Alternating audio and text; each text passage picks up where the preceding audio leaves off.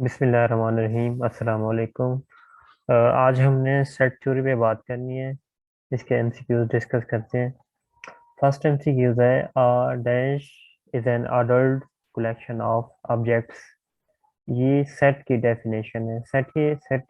जब हम डेफिनेशन करते हैं उसमें तीन चीज़ें हम देखते हैं कि एक कलेक्शन होनी चाहिए,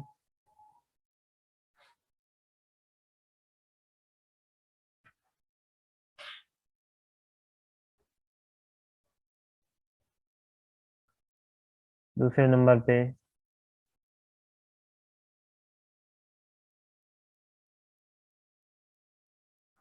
वेल डिफाइंड,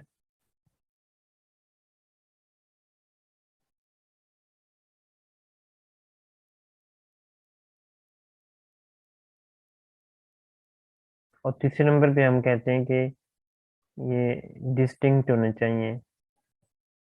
अगर एक कलेक्शन हम ऐसी कह रहे हैं जो कि वेल डिफाइंड भी है और डिस्टिंक्ट भी है तो उसे हम सेट का नाम देते हैं। So this is definition of set. So option C is correct. The set O of odd positive integer less than 10 can be expressed by। अब आपके पास एक सेट है, फॉर एग्जांपल आप सेट ऐसे लें जिसमें 10 एलिमेंट्स पड़े हैं 1 से लेकर 10 तक। तो उसमें से हमने बताना है कि odd positive integer that is less than 10, उसमें से हमने कोई कलेक्शन करनी है। अब सबसेट इसका बनेगा, उसमें से हम कौन से एलिमेंट सेलेक्ट करेंगे। वो एलिमेंट सेलेक्ट करने हैं जो कि पॉजिटिव इंटीजर हो, ऑड पॉजिटिव इंटीजर हो, और सेकंड नंबर पे लेस देन 10 हो। तो इसका जो ऑप्शन करेक्ट है दैट इज बी ऑप्शन। इसमें एलिमेंट्स आएंगे 1 3 5 7 9, जो कि आठ भी हैं और लेस देन 10 भी हैं। तो option B is correct. Third MCQs है power set of empty set has exactly. अब किसी भी सेट का हम पावर सेट फाइंड कर सकते हैं जो उसकी तादाद होती है दैट इज 2 की पावर n। अब यहाँ पे n उसके अंदर, उस सेट के अंदर जो एलिमेंट्स की तादाद होती है। अब अब यहाँ पे क्योंकि हमारा सेट जो है वो एम्प्टी सेट है, इसमें जो तादाद होती है एम्प्टी सेट की, अगर हम कार्डिनलिटी की बात करें दैट इज इक्वल टू 0। इसका मतलब है 2 की पावर 0, हम इसका आंसर 1 आएगा। So option B is correct. What is the Cartesian product of two sets A and B. Set A में एलिमेंट्स हैं 1 2, सेट बी में एलिमेंट्स हैं ए बी। तो इसका जब कार्टेशियन प्रोडक्ट हम इसकी ए क्रॉस बी, ये एक्चुअली दो सेट्स का क्रॉस प्रोडक्ट हम कह सकते हैं। जैसे हम दो नंबर्स को मल्टीप्लाई करते हैं, 2 × 3 दैट इज 6। इसी तरह हम दो सेट को मल्टीप्लाई करेंगे तो उनकी जो मल्टीप्लिकेशन होती है उसको हम कार्टेशियन प्रोडक्ट का नाम देते हैं। तो इसकी कार्टेशियन प्रोडक्ट हम कैसे फाइंड करते हैं। कार्टेशियन प्रोडक्ट एक्चुअली तमाम सेट ऑफ ऑर्डर पेयर्स होते हैं, जिसमें all set of order pairs, जिसमें ए जो है हम पहले सेट से लेते हैं। ए बिलोंग्स टू सेट ऑफ ए।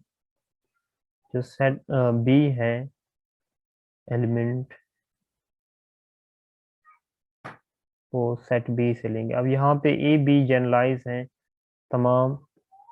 ए का मतलब है जी स्मॉल ए, हम सेट ए के तमाम एलिमेंट्स लेंगे, और बी जो है सेट बी के तमाम एलिमेंट्स लेंगे। तो इसका मतलब है हमारे पास जो इसका करेक्ट ऑप्शन बनेगा that is option C is correct. अब यहाँ पे हमने पहले सेट ए का एलिमेंट जो है फिक्स रखा है। ठीक है, यहाँ पे हमने सेट ए का एलिमेंट लिया है।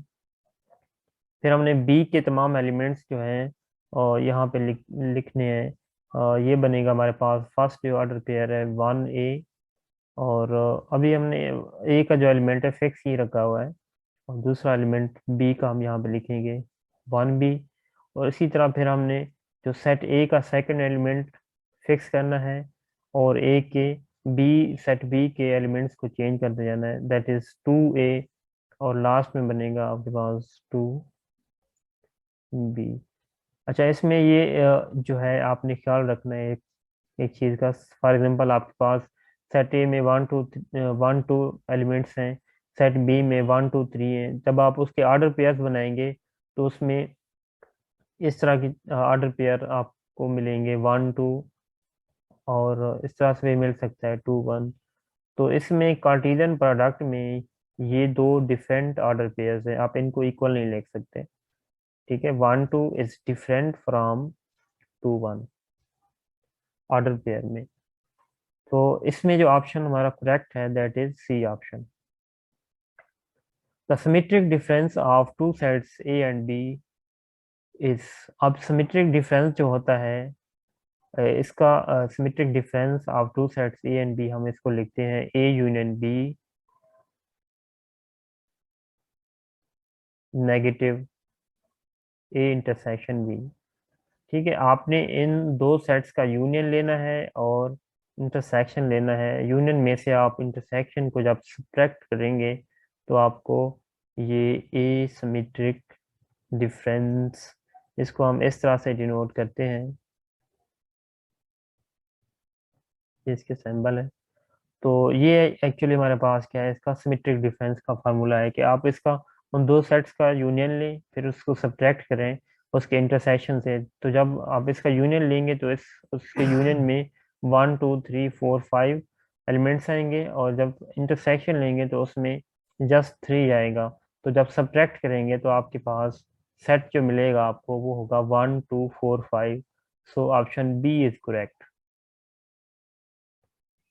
ओके, नेक्स्ट एमसीक्यूज है, which of the following is set. अब सेट सेट की हमने फर्स्ट डेफिनेशन देखी थी कि उसमें हमने ये कहा था कि उसमें तीन चीज़ होनी चाहिए, एक कलेक्शन हो, वेल डिफाइंड होना चाहिए, और जो लास्ट नंबर पे है कि वो स्टार्ट में हमने देखा था कलेक्शन हो, वेल डिफाइंड हो, और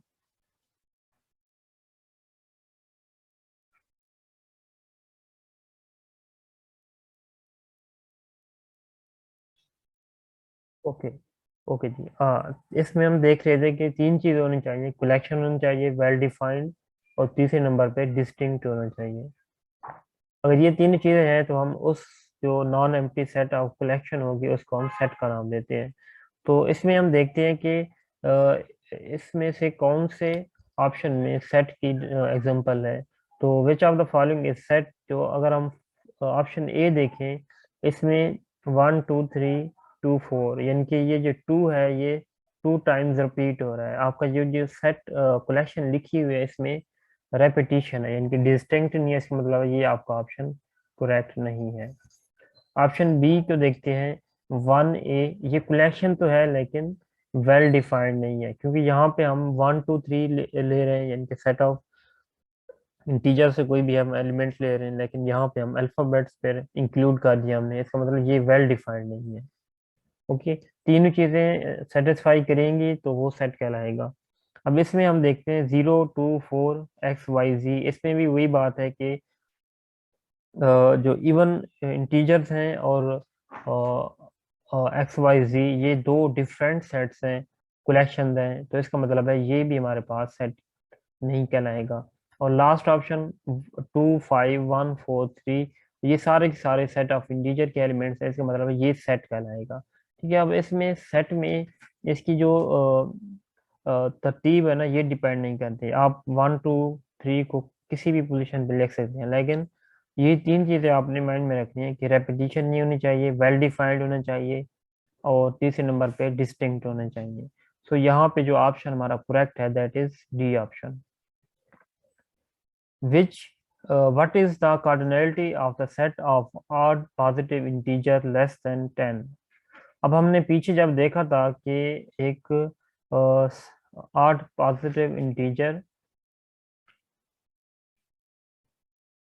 ये है, अब हमने यहाँ पे इसकी कार्डिनैलिटी बतानी है। कार्डिनैलिटी होती है कोई भी सेट हो उसमें जो नंबर ऑफ एलिमेंट्स हैं उनकी जो उनकी तादाद जो है उसको हम कहते हैं कार्डिनैलिटी ऑफ दैट सेट। तो इसका मतलब है इस सेट में जो नंबर ऑफ एलिमेंट्स होंगे वो कितने होंगे, 5 होंगे। तो option B is correct. Which of the following two sets are equal. अब टू सेट्स इक्वल कब होते हैं, जब उनके एलिमेंट्स जो हैं वो भी इक्वल हों। ओके, हम ऑप्शन ए देखते हैं। ये तो करेक्ट नहीं है, क्योंकि इसमें सेट एक तो दो चीजें हैं, ठीक है, उसमें उनकी तादाद बराबर होनी चाहिए, और दूसरे नंबर पे वही सेम एलिमेंट्स होने चाहिए जो दूसरे सेट में लाई कर रहे हैं। फॉर एग्जांपल, अगर मैं यहाँ पे ये सेट ए लिखता हूँ,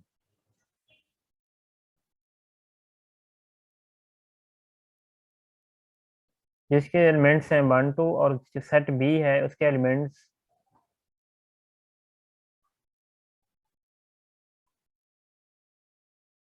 ए बी हैं। ओके, अब हम देखते हैं कि ये दो सेट्स इक्वल हैं या नहीं है। आप इसमें इक्वल सेट्स की दो चीजें आपने कंडीशन चेक करनी है। एक तो उनमें नंबर ऑफ एलिमेंट्स जो है उनकी तादाद इक्वल होनी चाहिए। अब इसमें ए की जो कार्डिनैलिटी है ये भी 2 है, और बी की कार्डिनैलिटी भी 2 है। तो फर्स्ट कंडीशन तो हमारे पास सेटिस्फाई होगी। सेकंड कंडीशन क्या है? बी की कार्डिनैलिटी भी 2 है। ये हम कार्डिनैलिटी के लिए यूज करते हैं। ओके, सेकंड नंबर पे इसमें देखेंगे आपके पास 1 जो है, और इसमें जो एलिमेंट्स है वो भी सेम होने चाहिए, अदरवाइज आपके पास ये सेट इक्वल नहीं कहलाएंगे। ठीक है, अब यहाँ पे इनकी कार्डिनैलिटी तो सेम है, लेकिन इनके नंबर ऑफ एलिमेंट्स जो हैं वो डिस्टिंक्ट हैं, मतलब मुख्तलिफ है।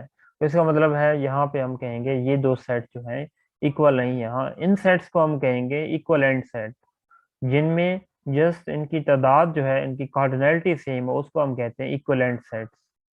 सो A and B are equivalent sets इस केस में, लेकिन ये इक्विवेलेंट नहीं होंगे। ठीक है, इक्विवेलेंट हम इस सेट को तो इसमें हम सेकंड फर्स्ट ऑप्शन तो हमारा गलत है। सेकंड ऑप्शन देखते हैं, 1 2, और यहाँ पे क्या है 1 2 3। कार्डिनैलिटी ऑफ ए जो है 2 है, कार्डिनैलिटी ऑफ बी जो है 3 है। इसका मतलब ये इक्विवेलेंट भी नहीं है, इक्वल भी नहीं है। ऑप्शन सी देखते हैं, 1 2 3, और यहाँ पे 2 1 3। ये ऑप्शन करेक्ट है, क्योंकि इसमें इसकी कार्डिनैलिटी भी 3 है, और दोनों सेट में एलिमेंट्स भी सेम है। इसमें तरतीब डिपेंड नहीं करती।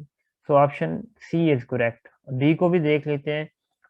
ए में जो एलिमेंट्स हैं 1 2 4, और बी जो है बी में एलिमेंट्स हैं 1 2 3। अब यहाँ पे देखें, इनकी कार्डिनैलिटी सेम है, सेट ए की भी सेट बी की भी, लेकिन इनके एलिमेंट्स डिफरेंट हैं, तो इनको हम इक्विवेलेंट कह सकते हैं। जो ऑप्शन डी में है, ये दो सेट इक्विवेलेंट हैं, लेकिन इक्वल सेट्स नहीं है। सो इस क्वेश्चन में हमारा जो option C is correct. Question number 9 है, the set of positive integer is. अब सेट ऑफ पॉजिटिव इंटीजर, या सेट ऑफ नेगेटिव इंटीजर, या हम सेट ऑफ इंटीजर की बात करें, तो ये सारे के सारे जितने भी सेट हैं ये इनफाइनाइट सेट हैं। So option A is correct. Okay, what is the cardinality of the power set of the set 0 1 2। अब ये जो हमें सेट एक गिवन है, इसकी कार्डिनैलिटी ऑफ सब सेट, यानी कि इसके सब सेट में कितने एलिमेंट्स होंगे, उनकी तादाद क्या होगी। अब इस सेट की जो तादाद है दैट इज 3।